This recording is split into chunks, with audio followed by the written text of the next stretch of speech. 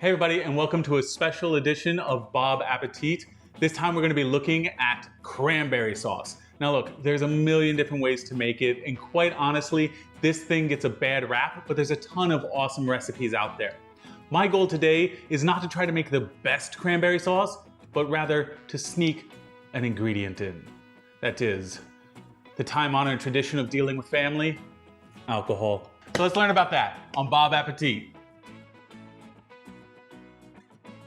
In this recipe, we're going to be using 12 ounces of fresh cranberries, 1 large orange quartered or 2 small oranges, a half teaspoon of cloves, and 2 cups of your cider of choice. For this one, I am using cranberry cider, but we'll talk about what you can choose and why later. To start this recipe, we want to bring our cloves and our oranges together. So you're going to use the pointy end of your clove to puncture into the orange. This helps infuse the two flavors while we're cooking. Now be careful because you want to puncture but not break the ball at the end of the clove.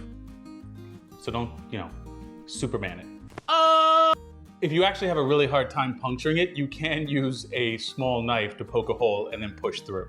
Is it arms back or to the side? I never learned how to Superman. We're going to line the bottom of our saucepan with our cloved oranges, and then we're going to pour in our 2 cups of cider. Now the cider that you choose is really dependent on 2 things. One, what's the flavor profile you want of this? We're using a cranberry cider because we really want that cranberry tart taste. But if you wanted something like an apple or pear, you can do that as well. The other factor is how tart do you want this to be?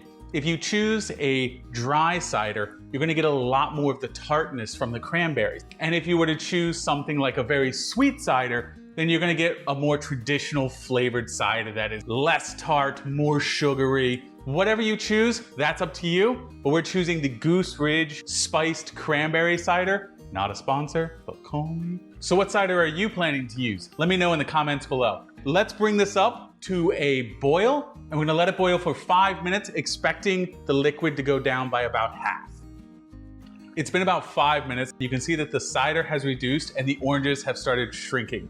If you have some oranges that are really big, you can flip them to the other side to let them sort of break down on that side as well. Now you want to reduce it to a simmer.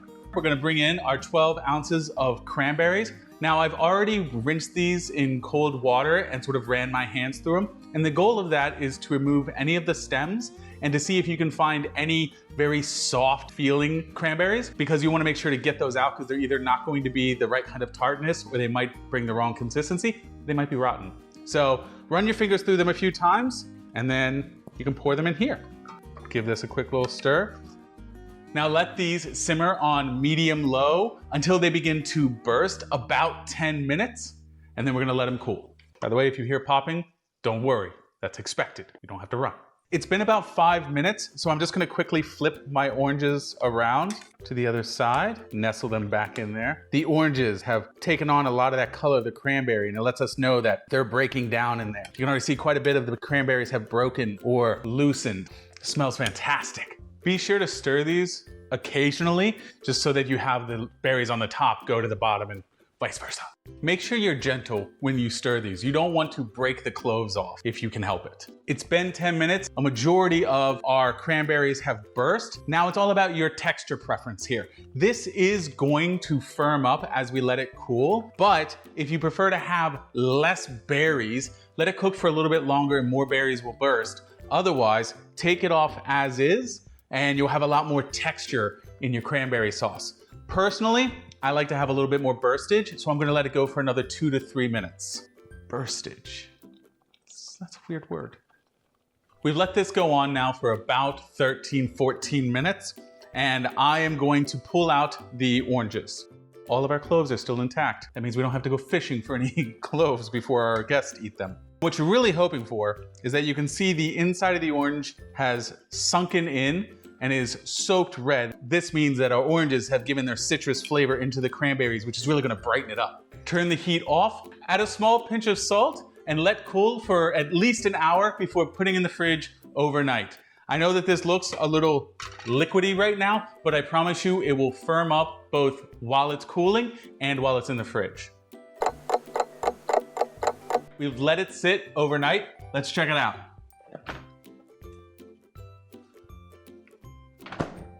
Look at that. See? I told you it would firm up.